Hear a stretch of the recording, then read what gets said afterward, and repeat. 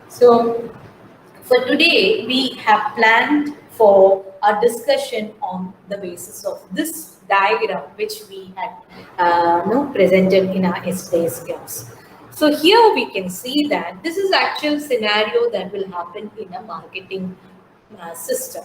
That is, there will be suppliers, and the suppliers can be the real manufacturers of that product, or there can be intermediaries. So the suppliers as such exist as a company in the market, and then there would be competitors. Today, finding a product with no competitor is pretty difficult. So there would be competitors in the market, and then the company can directly offer the product to the end user, end market, or they can offer it through various intermediaries. The intermediaries can be different companies involving the wholesalers, the retailers, or through different e-commerce companies, all these. And this is supposed to happen in a business environment. Environment is, say, it can be internal or external, that is affecting the system as a whole. This is where we stopped yesterday. So we are going to progress from here to the next stage. That is, marketing environment as such can be classified into micro environment and macro environment. Micro, or as we call, no, it is very much related to that particular industry and company, whereas macro is general, it is common to everyone in that economy as such. Now we talk about global economy, so everyone present in the market is equally, or maybe the rate of being affected vary depending on the type of business, depending upon the nature of operation, all that. But every participant will be affected in one way or other. Such factors are otherwise called as macro or external factors. And the basic nature is, since it is common, it is beyond their control. We call these macro factors as uncontrollable.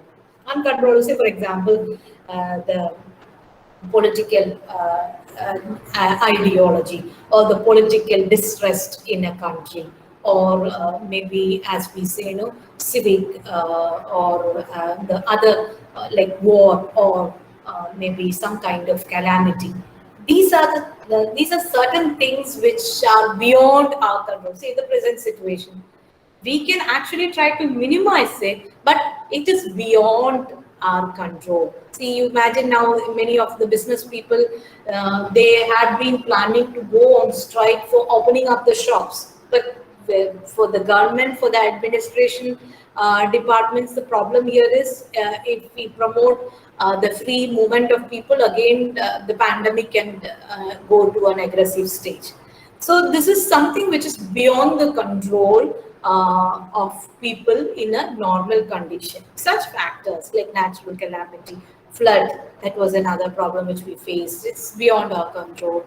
Or, as you say, heavy rainfall, or maybe political distress, or change in the political ideology, or a war, or some kind of uh, terrorist attack. All these are beyond the planned activity of a company. So those will be brought under the category of macro or external environment, which will be affecting the marketing environment.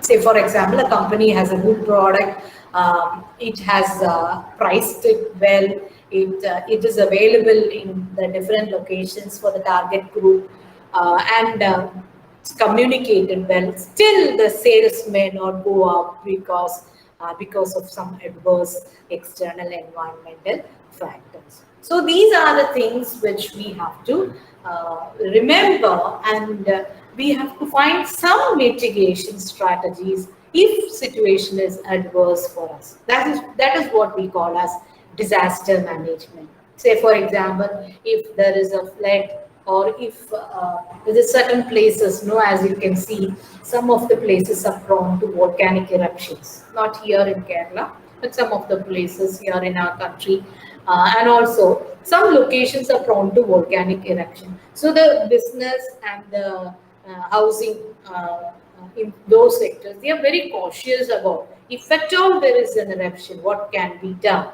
The buildings being structured in such a way the business place is being organized in such a way. So if there is a calamity, they have to immediately set action. That is actually you're planning about a disaster management for the macro external environment of for a company. Whereas when we are talking about a micro environment, as the name indicates, it's very much nearer to the industry or the business. So that's why we say they are partially controllable through proper management. Say for example, we have put that into two, that task environment and internal environment. Task is something that is connected with the conduct of the business, the process of the marketing activity. Say, for example, you can decide that you are going to take your supply only from quality suppliers, only from those suppliers who keep up their time, their supply time, or from those suppliers who are very, as you say, uniform, or who are very regular with the type of supplies they make, and who actually keep up with their standard, the quality standards. So that's your decision. But if you go wrong over there, that will ultimately affect the quality of your marketing, your business, right? So that is why we say suppliers. Then I put intermediaries. Intermediaries means suppose I have a good product with me, I have priced it well, but still, if I'm not able to place it at the right place, if I'm not able to offer it through the right person, maybe people will not accept my product. So I have to design through which platform I have to offer, right? Or how I have to introduce my product to the customer. Who will be introducing? I have to come up with good advertisements, clear, precise advertisements or promotional strategies. So all these would be part of intermediaries. Then, of course, customers. If I'm wrong in identifying my target segment, say I have a product with me, okay, and I thought it would be good if I sell that to people, in a particular locality, if I promote it more over there. But unfortunately, I went wrong in that. My assumption about the population was wrong. That can affect my business or marketing activity, right? So that's why I really have to identify my customers. And then another important factor which can affect my marketing is I have to identify my clear-cut competitors. And I have to plan my product or service in such a way that it is attractive to the customers of the same segment. Say, for example, if I believe that the chocolate market in India is taken up by Cadbury's and Nestle. So if Nestle is looking at a product, they will be first evaluating what are the products of similar category brought by Cadbury's. Right. So they would be looking for the pricing, for the quality, for the variety. They would be always trying to bring a new variety which is not available with Cadbury's. Likewise, Cadbury's also would be trying. So they are identifying the competitors very clearly, trying to understand what are the offers being made by them. So, for example, in cereals, like Kellogg's and all, tough competition is there. Why? Because it's a matter of maybe you have similar taste, similar purpose, but it's a matter of attracting kids. Nowadays, kids also become demanding consumers, and they say that I want that, I want this, I want that. They're easily influenced by the advertisements, by the kind of toys, by the kind of offers the company give, which is attractive to the company, to the segment, kid segment. Say for example, even before a new character is a cartoon character being introduced, companies will develop the free samples or gifts along with this serials, about those cartoons, or a cap with the emblem of that cartoon. It's all pre-planned because they know that there would be heavy demand for this based on the influence of this particular cartoon program or this particular character in the cartoon. So likewise, you have to think about the competition and also the happening in the market. So all that would be part of task environment. To some extent, you can control. To some extent you can decide, right? So for example, I can decide who can be my suppliers, I can decide where can I place my product, or I can decide, which should be my target segment. I can clearly identify my correct competitors through efficient market research. So that is task and which is going to affect my marketing process, the system as a whole. Now, internal environment. As the name indicates, this is directly within the premises of the business. I am directly involved in controlling the marketing environment, which are internal in nature. Say, for example, the company. Suppose if the company is not offering a good product, how much ever I do, maybe I can give lots of samples, maybe I can issue that at a discounted price initially. But how much ever I try, if the product is not good, customers will not be there with me for a long time. One time or two time or second time or third time I can cheat them, but then you cannot, because they are very alert about the kind of products available in the market. They are informed. That's the best example which we can say. Present day customers are well informed about the happening in the market. That's actually because of the power of ICT enabled communications and word of mouth. Earlier, it was not so fast. Now, no, if you face any problem with any product or any kind of service, definitely that will be there in the media, in the social media or in the media platform. So that's why the company needs to be very sure about its objectives, its mission, its product, its quality, right? And the way it's projecting. Now, when I talk about Tata, yes, I'm not talking about any product of Tata. I'm talking about Tata as a company. Still, many things will rush into my mind. I actually think of many good things Tata has done to the Indian market. So automatically, when a product is being brought by Tata, people will be looking from that perspective. That's what you call as the company image. And then, of course, the management, employees, how well you are good with your employees, how well you are maintaining your standards of a company environment, how well you're keeping your customers satisfied. All these matter. So the internal environment that is going to affect your marketing activities. So this is in a way more or less totally controllable, because that's something which is in your hand, right? So this is what we call as the marketing environment or the system, marketing system as a whole. It happens in a marketing environment. And the planning, the execution should depend upon how your environment is. Suppose if you can see that many of the the construction companies, okay, those who are building and selling flat, they stop their construction for a short time because the environment is not so good for it.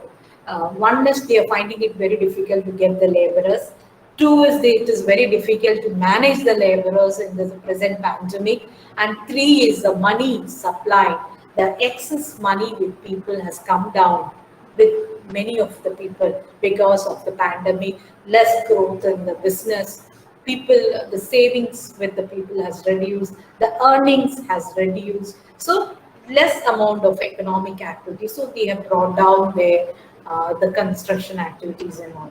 And you can see that no hotel industry, they are all there also. You can see the change. Many of them they cannot go with opening up their restaurants, so the business came down, right? So the offers came down. They have only parcel, right? So likewise, the company will have to look up and take up the marketing environment before they plan for a marketing activity. So that's the importance of environment here. I think some of you, are running like the who is that?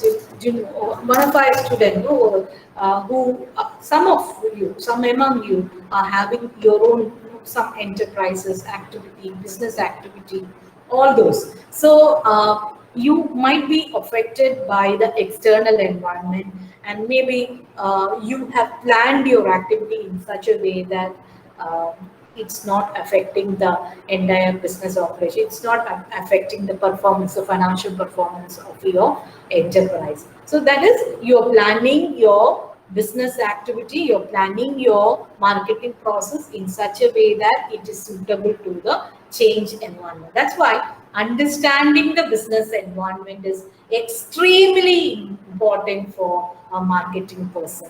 A marketing person should not understand it when it is happening. It should be well in advance. Then only you can plan your product, you can plan your service according to the demand that is coming up in the market, according to the changes that is coming up in the environment. So that's the importance of understanding the marketing environment.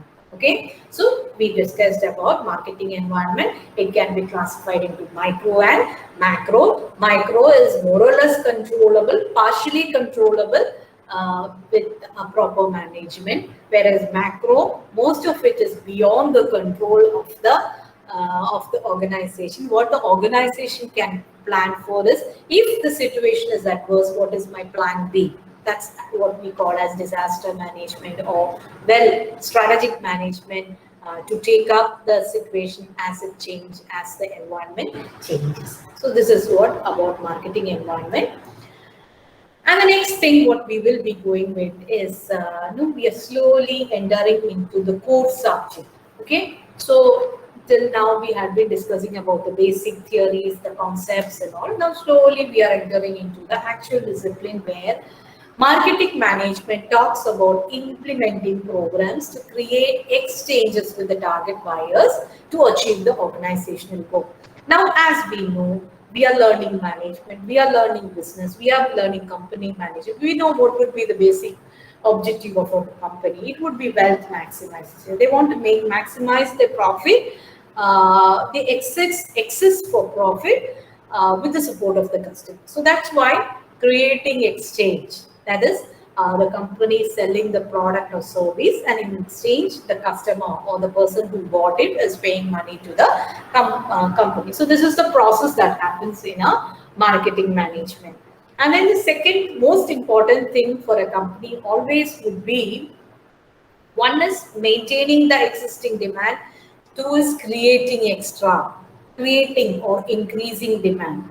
As we all know, if we are not ready to change at all, if we are really adamant on what we are at, then there is no improvement that is going to happen. So every time a company would be trying to maybe capture greater market shares, they would be able to trade up in the ladder, like from good company to best company to the most preferred company. Maybe they will have to trade up by expanding their markets, by expanding their product lines, by expanding their product categories, right? Say you can imagine HUL, Hindustan Unilever. You have many products that's been floated by the company over the years. The company, every now and then you can see new and new products, maybe in the detergent category, or maybe in the cosmetic category, which has been brought by this company. Right. So why does that company do that? Basically, that is to capture a new market, like, or to capture additional demand for their product. So that's something which we have to remember. See, earlier they had only one. I always say about the facial cream. It's very easy for you to understand. Earlier they had only one type of cream that was available for all seasons. Now it's not like that. They say, yeah, you have the special cream for the winter time, right? And you have a special cream that is good for for the summer, right? They also bring the cream that is suitable for people with normal skin, dry skin, oily skin, right? So they are trying to capture more and more demand, more and more segments, right? So that is what we call as demand management. And the third one is profitable customer relationship. So if it is always one party winning, will that relation last? In life also that will not last, and for companies also that will not last. If it's just winning of one person, there should be a mutual winning and mutual benefit to both the parties. The same applies in case of marketing also. That is, the company should make profit, but it should not be at the cost of the customers, right? They also should have some kind of value by going with a constant relationship with the company. That's what we call as loyalty. Some people are very adamant on brands. They may not change to another until otherwise there is a strong, no, as you strong pressure. Maybe the company product went down, or maybe like as Maggie faced a problem. No, they had a problem with the quality of their product. There were a lot of customers who are used to the taste of Maggie. For them, noodles was Maggie. But when the company faced a problem with quality, what happened? They jumped. That was a severe jump. The company's sale dipped to a greater low. Why? Because they were so much adamant. They believed the company, the brand, the product so much that they were not able to take up maybe a negative factor which came up because of the product quality. And so they jumped to another, and after that they were not willing to come back to Maggie. The Maggie made many advertisements, many statements, many celebrities came for helping the company, but still the sales is not up to was what was it before the occurrence of the event. So that's what we say, that the relationship, attracting new customers and maintaining the relationship is something that is part of marketing management. So we talk about marketing management, which includes the management as a whole, like exchange of product and value with each other. And then demand management, it's something with talks about keeping the existing demand and creating more demand. And then customer relationship management, that is very much related to demand management. That is, you are managing your demand in such a way that you're having a good relationship with the customer. That's not by selling product or service alone. Maybe you sell a product, but then you're ready to meet the requirements of the customers even after that. So that's what we call as a maintaining or maintenance of good relationship with your customers. So I think we stop here in our today's class. We talked about the marketing environment, which includes micro and macro, and we also talked about the key functions with respect to marketing management. One is marketing management as such is a function which talks about achievement of organizational goals through offering value to the customers. Then second aspect is demand management. Third aspect is customer relationship